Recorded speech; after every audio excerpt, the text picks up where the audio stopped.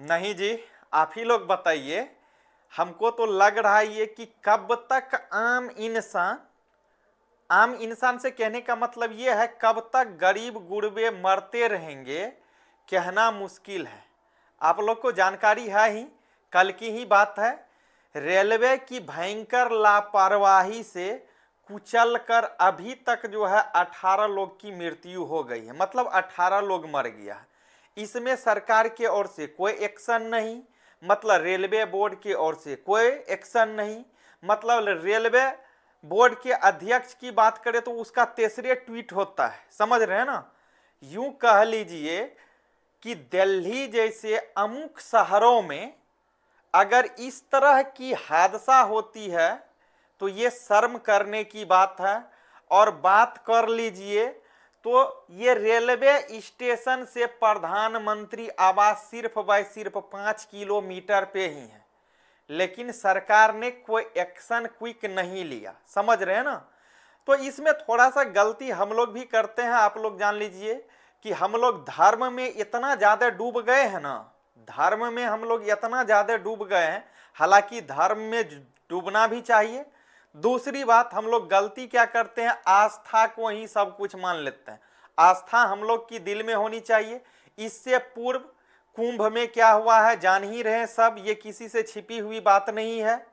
बस वही कुंभ जाने के तैयारी में ये गरीब गुरबे मजदूर तबके के लोग हैं, सबसे ज्यादा बिहार के लगभग हैं। और ये सब का ये स्थिति हो जाता है, वहां इस तरह से भगदड़ होती है।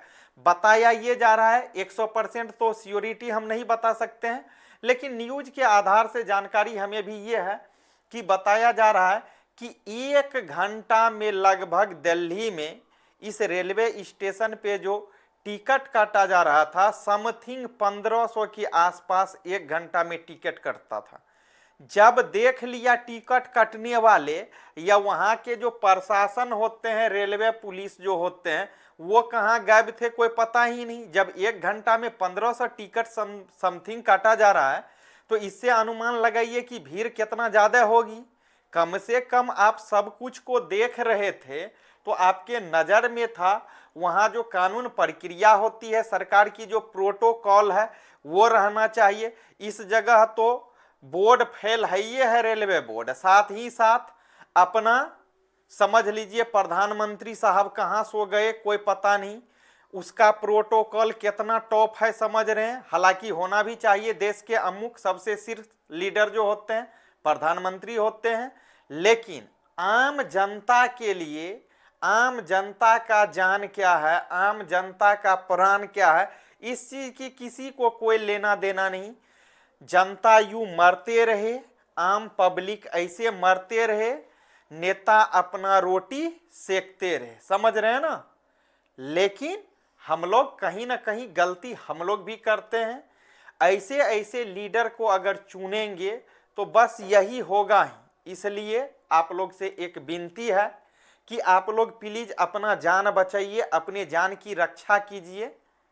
इस तरह से कहीं जा रहे हैं, जाने से आपके साथ हानि होता है, आपके परिवार बिछुड़ते हैं, आपके परिवार के कई सदस्य डेथ कर जाते हैं। ये भरपाई कौन करेंगे, सरकार नहीं कर सकते हैं, बहुत करेंगे सरकार। सरकार का जो एक रूल है, एक प्रावधान जो है, वो मुआवजा आपको मिल जाएगी।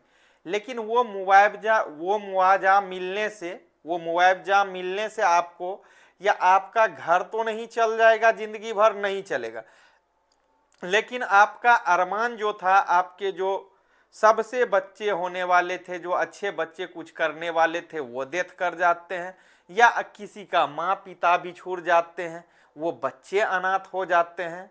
तो हम यही आग्रह करेंगे, आप लोग यूँ थोड़े से अपने दिल के भावना को मिटाने के लिए चलते हैं, दिल में जो भी शंका पाल करके रखते हैं कि प्रयागराज जाएंगे, घूमेंगे, मेला देखेंगे, ये करेंगे, तो हम एक छोटा सा विनती है कि आप लोग ऐसी गलती को पुनरावृत्ति न करें।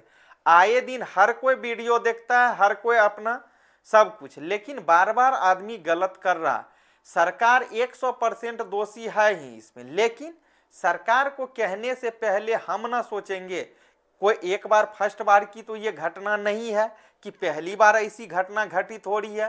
पूर्व में कई बार इस टाइप की घटना घटित हुई है, यह घटना हो रही है बेटा। जब इस टाइप की घटना हो रही है तो हम अपने आप में ना सुदृढ़ हो जाएंगे। हम जब देख रहे हैं वहां भीड़ लगी हुई है या भीड़ हो जाती है, बेकाबू हो जाती है, ऐसे जगह नहीं जाएंगे। क्या होगा, कम से कम मैं और मेरा परिवार तो सुरक्षित रहेगा ना। लेकिन जब ऐसे स्थिति में हम जाएंगे तो हम अपने परिवार से बिछड़ेंगे, क्योंकि मेरे लिए सरकार के दिल में, सरकार के आंख में कुछ नहीं रहा। समझ रहे हैं, बार बार हम जिक्र कर रहे हैं, सरकार को कुछ नहीं चाहिए बेटा। अभी तो ये हाल हो गया है, अभी इंडिया कंट्री का ये हाल हो गया है, यू आप बिहार भी ले लीजिए, ये हाल है ट्रेन के मामला में। इससे पहले कितना ज़्यादा ट्रेन चलती थी, लेकिन अभी ट्रेनों की संख्या में कटौती कर ली गई है, कमी कर दी गई है। काश जिस तरह से पहले ट्रेनें चलती थी, जितनी गाड़ियां चलती थी ट्रेन, जितना ट्रेन चलती थी, अगर उस टाइप से ट्रेन चलती तो कहीं भी इस तरह की खतरा नहीं होती, क्योंकि आदमी निकल जाता। जब ट्रेनों की संख्या कम है, ट्रेन कम है, आम पब्लिक ज़्यादा हुड़दंगई कर रहा है जाने के लिए कहीं, तो स्वाभाविक सी बात है भीड़ बढ़ेगी। तो इस भीड़ को नियंत्रित करने के लिए कौन होते हैं? सीआरपीएफ के जवान होते हैं, रेलवे बोर्ड के पुलिस पदाधिकारी होते हैं, लेकिन वो सोए हुए हैं। जब यहाँ बोर्ड अध्यक्ष सोए हुए हैं तो वहाँ छोड़ो ना भाई, क्या सीआरपीएफ की बात करना है। लेकिन ये कहीं ना कहीं भारत के लिए एक काला दिन जरूर साबित हो गया है। तो आप लोग याद रखिए, एक छोटी सी आग्रह है कि इस गलती को बार बार आप लोग पुनरावृत्ति न करें, हम यही कहेंगे। आप अपना बचिए, अपने परिवार को बचाइए, उसी में भलाई है। सरकार के आंख में आपके लिए कुछ भी नहीं रह गया, ना तो दिल में, ना तो एरी में, ना तो चोटी में। समझ रहे हैं ना, कहीं कुछ नहीं सरकार के लिए है।